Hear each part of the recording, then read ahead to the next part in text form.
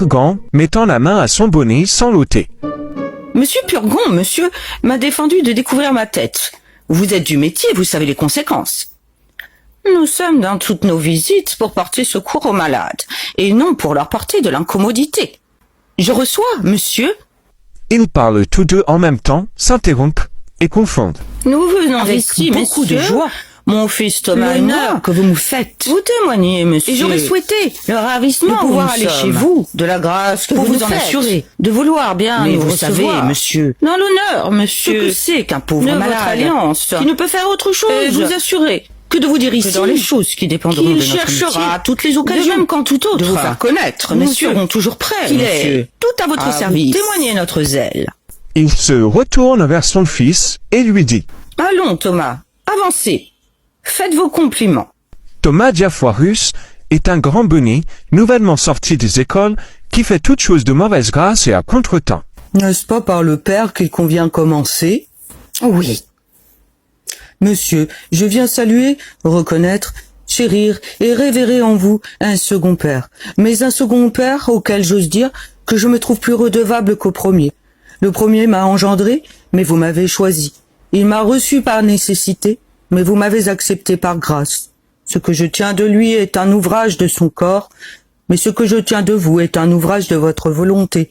Et d'autant plus que les facultés spirituelles sont au-dessus des corporelles, d'autant plus je vous dois, et d'autant plus je tiens précieuse cette future filiation dont je viens aujourd'hui vous rendre par avance les très humbles et très respectueux hommages. Vive les collèges d'où l'on sort si habilement. Cela a-t-il bien été, mon père? Optime. Argan à Angélique. Allons saluer monsieur. Baiserai-je? Oui, oui.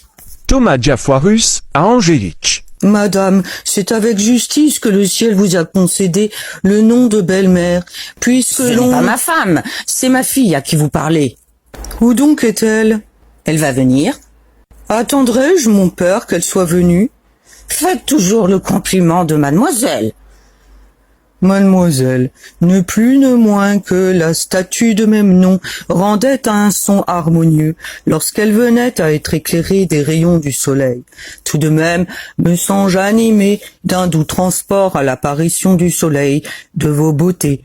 Et comme les naturalistes remarquent que la fleur nommée héliotrope tourne sans cesse vers cet astre du jour, aussi mon cœur d'ores en avant tournera-t-il toujours vers des astres resplendissants de vos yeux adorables, ainsi que vers son pôle unique. Souffrez donc, mademoiselle, que j'appende aujourd'hui à l'autel de vos charmes l'offrande de ce cœur qui ne respire ni n'ambitionne autre gloire que d'être toute sa vie, mademoiselle, votre très humble, très obéissant et très fidèle serviteur et mari. Toinette en le raillant. Voilà ce que c'est que d'étudier. On apprend à dire de belles choses. Hé, que dites-vous de cela? Que monsieur fait merveille et que s'il est aussi bon médecin qu'il est bon orateur, il y aura plaisir à être de ses malades. Assurément, ce sera quelque chose d'admirable s'il fait d'aussi belles cures qu'il fait de beaux discours. Allons, vite ma chaise, et des sièges à tout le monde. Mettez-vous là, ma fille. Vous voyez, monsieur, que tout le monde admire monsieur votre fils, et je vous trouve bien heureux de vous voir un garçon comme cela. Monsieur, ce n'est pas parce que je suis son père, mais je puis dire que j'ai sujet d'être content de lui, et que tous ceux qui le voient en parlent comme d'un garçon qui n'a point de méchanceté.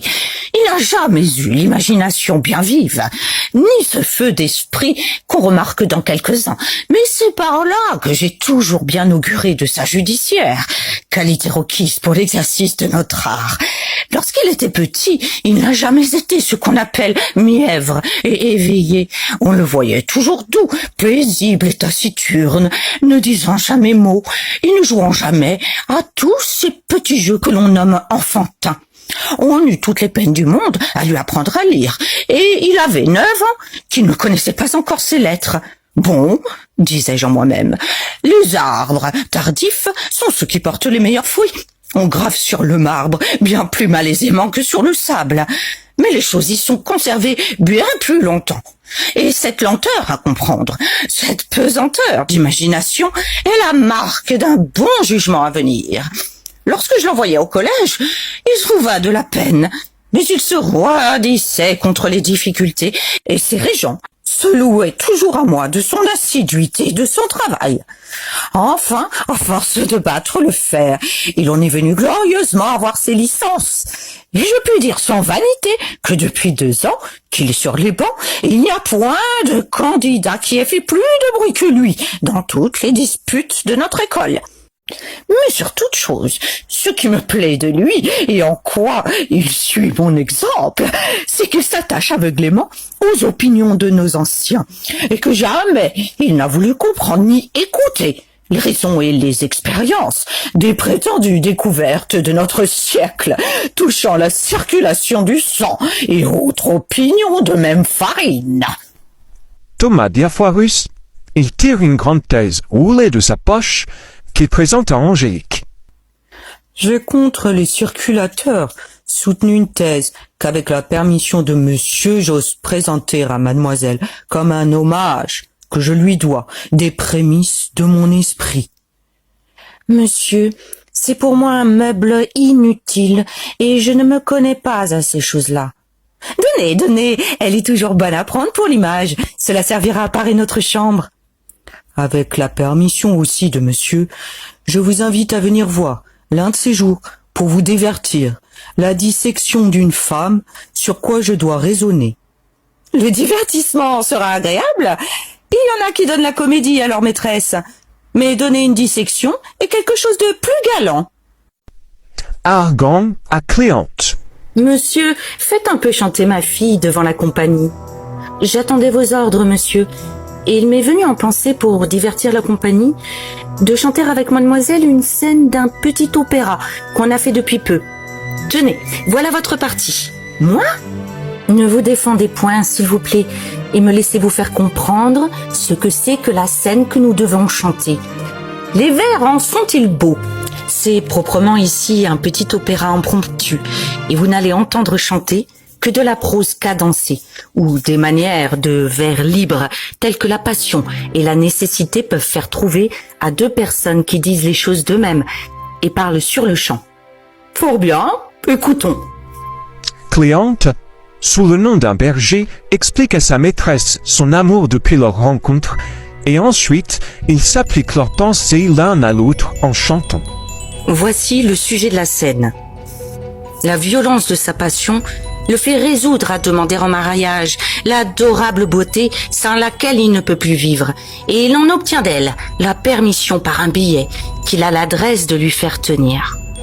Mais dans le même temps, on l'avertit que le père de cette belle a conclu son mariage avec un autre et que tout se dispose pour en célébrer la cérémonie. Jugez quelle atteinte cruelle au cœur de ce triste berger. Il jette de douloureux regards sur celle qu'il adore, et son respect et la présence de son père l'empêchent de lui rien dire que des yeux. Mais enfin, il force toute contrainte, et le transport de son amour l'oblige à lui parler ainsi. Il chante. Belle Phyllis, c'est trop souffrir, rompons ce dur silence, et m'ouvrez vos pensées, apprenez-moi ma destinée. Faut-il vivre, faut-il mourir? Vous me voyez,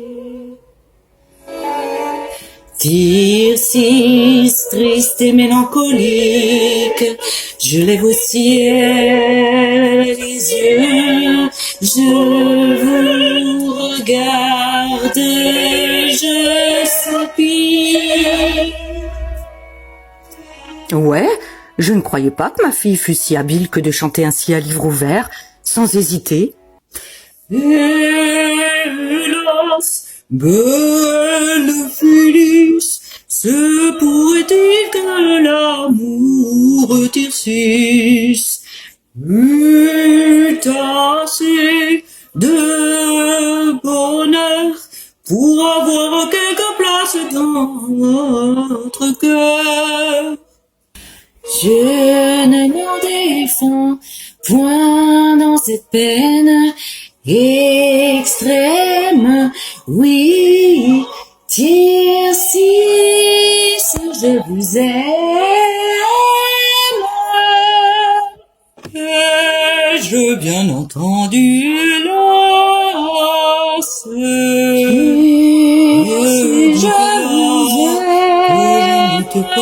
vous aime.